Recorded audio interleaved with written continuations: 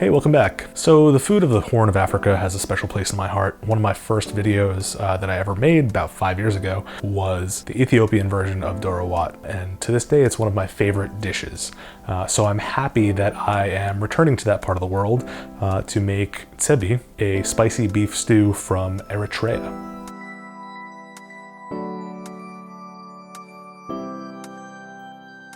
So to get started, I'm gonna get a pot going over medium heat with a little bit of oil. And I'm gonna finely dice 2 red onions.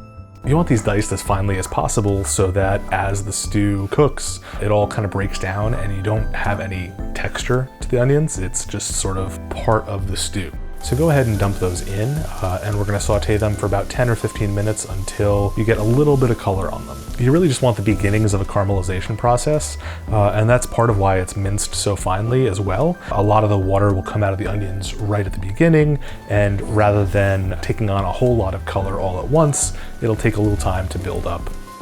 Once those onions have started to get a little bit of golden color on them and your apartment smells like onions, we're gonna go ahead and add in 75 grams of berbere. This is a spice blend that's used in the Horn of Africa, and it consists mostly of chili powder and various spices. You've got cardamom, you've got fenugreek seeds. It varies household to household, and you can buy it pre-mixed online from African grocers. Mix that in thoroughly until every little piece of onion is coated in the powder, and it'll turn into sort of a paste consistency. And along with that, we're gonna add in 125 mils or a half cup of water and saute that a little bit until it all kind of consolidates into a sauce.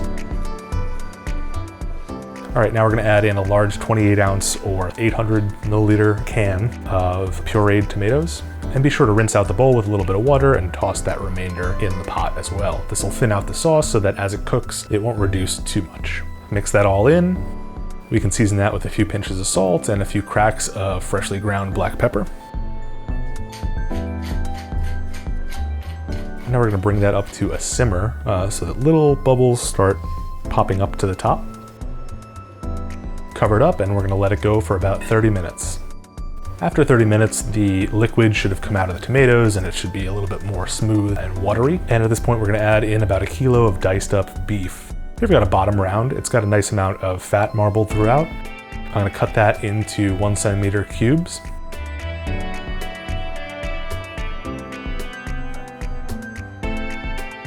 And toss that right in. Along with that, I'll throw in a couple of sliced serrano chilies. You can use any type of chili you want, make it spicier or less spicy. Just remember that the berbere also has chili powder in it, so bear that in mind. I'm gonna go ahead and cover that up and let it cook for another 30 minutes. While that's going, we can go ahead and work on our injera bread. Injera is a sort of crepe that is ubiquitous across the whole Horn of Africa region, and it's typically made out of teff flour, which is a grain that's native to that area of the world. And it's fermented as a sourdough, so it's super funky, super spongy, and you can roll it up and use it as a scoop for your food. So here I have the last of my teff flour. It's about 200 grams. To that, I'm gonna add a packet of active dry yeast.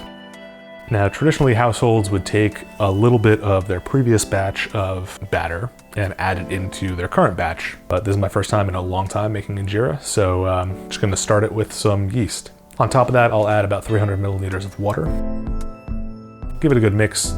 Let it sit for at least 12 hours. I had this one going overnight, so it's probably about 18 hours at this point.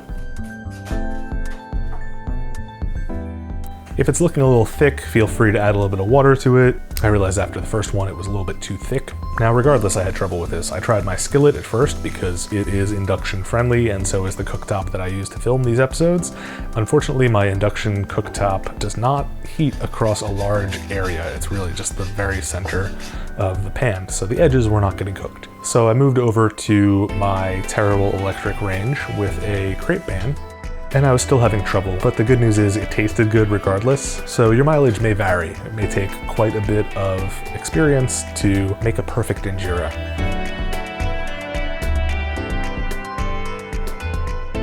All right, back to our stew. Now that 30 minutes are up, our beef should be nice and tender, and we can finish this off with about 100 grams of butter. Sounds like a lot, but for this large pot of stew, it only ends up being like a pad of butter per person. It's less than what you'd get at a fancy restaurant in any dish. Once that is melted, we're good to serve it up on top of the injera or next to it in a bowl. And you can garnish with 2 slices of chili pepper.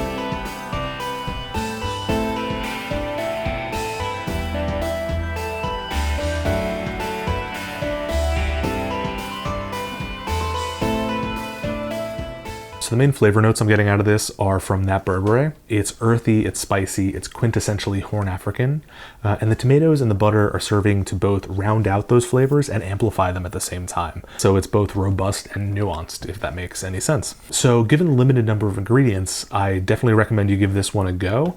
Of course, if you have an Eritrean restaurant in your neighborhood, please give them your business, especially in these terrible times for the restaurant industry. See you next time. Cheers.